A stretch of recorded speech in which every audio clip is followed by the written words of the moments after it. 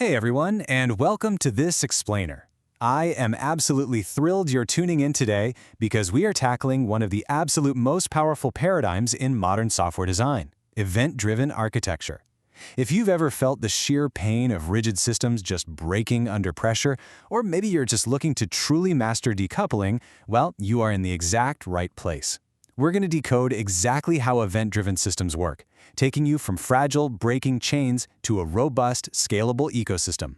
So here's our roadmap for the explainer today. We'll start off with a tight coupling problem, move right into the semantics of events, commands, and messages, break down schema designs, weigh thin versus fat events, explore some real-world fan-outs, and then wrap the whole thing up with trade-offs. All right, let's jump right into Section 1, the tight coupling problem, and really, why APIs fail. To set the stage, let's look at why we even need to rethink our architecture in the first place. I want you to picture a slate gray and warning amber world. You've got this chain of synchronous, direct calls. Service A calls Service B, which calls C, right? But what happens when Service C goes down, or even just gets a little slow? The entire chain cascades into a total failure. Your whole house of cards just collapses because everyone is standing around waiting on everyone else.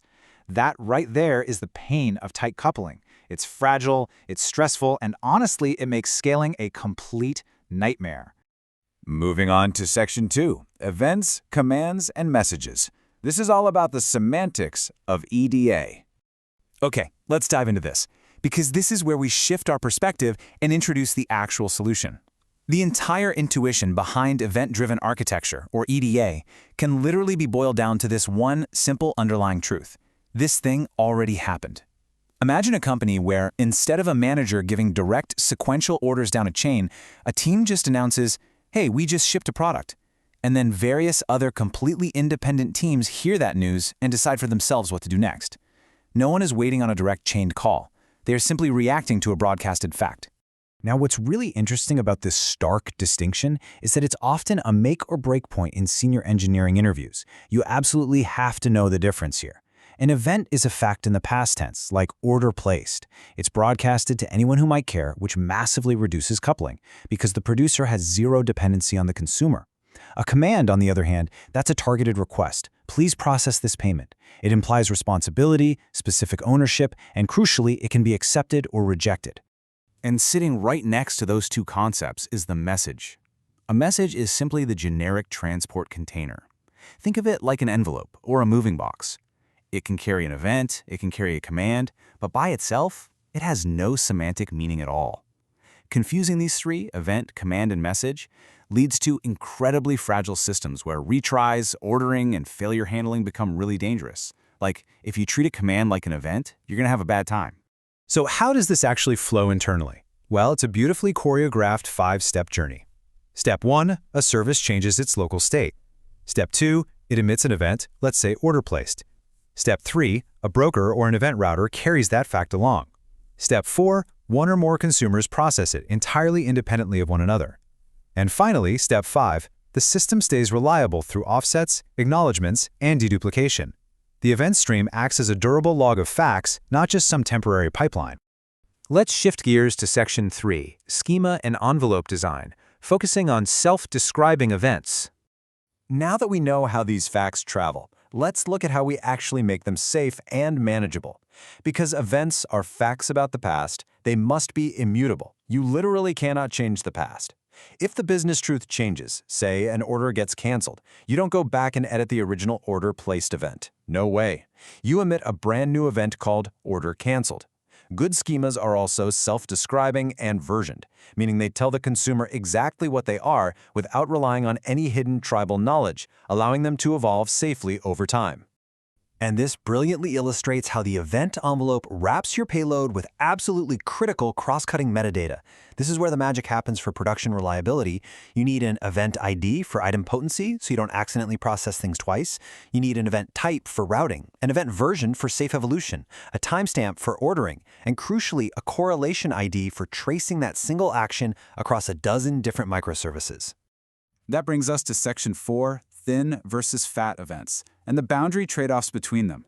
Framing this section, you need to understand this isn't just a stylistic preference. It is a fundamental debate on architectural boundaries. Let's break it down methodically. A thin event contains minimal context, usually just IDs. That keeps payloads small and storage costs low, sure, but consumer autonomy is really low. The consumer usually has to make a synchronous network call right back to the source to fetch the rest of the data. A fat event, however, carries all the baggage needed for the consumer to act without fetching anything else. High autonomy, much better replayability, but at the cost of bigger payloads and stronger schema coupling. If you need a self-sufficient, replayable stream, go fat. If the owning service must remain the strict source of truth, go thin. Let's move to Section 5 and see how this builds into real-world fan-out workflows and independent reactions. So, how does this actually look in vibrant, resilient systems? EDA absolutely shines when one action needs to trigger multiple independent reactions, what we call a fan-out. Take a video ingestion pipeline, for example. A user uploads a video. That single video uploaded fact goes to the router. Instantly, the transcoding service starts compressing it. The thumbnail service generates previews, the catalog updates, and analytics logs the upload. And the best part? None of these services know about each other. There's zero hard dependencies. It is just beautifully decoupled. Finally, Section 6, trade-offs and final takeaways, because EDA is certainly not a free lunch. So the crucial point here is weighing the beautiful scalability of fan-out against the gritty realities of building it. The benefits are massive, for sure. You get loose coupling, incredible scalability, resilience, and a natural audit trail since your events act as a durable log. But look at the architectural costs. You are trading immediate consistency for eventual consistency. Debugging a fan-out across 10 services is significantly harder than just reading a single synchronous chain. Plus, you take on the burden of schema governance, duplicate handling, and managing consumer lag. Honestly, the mark of a true senior architect is knowing exactly when to walk away from extra complexity. You should actively avoid EDA if your system demands immediate, strong consistency.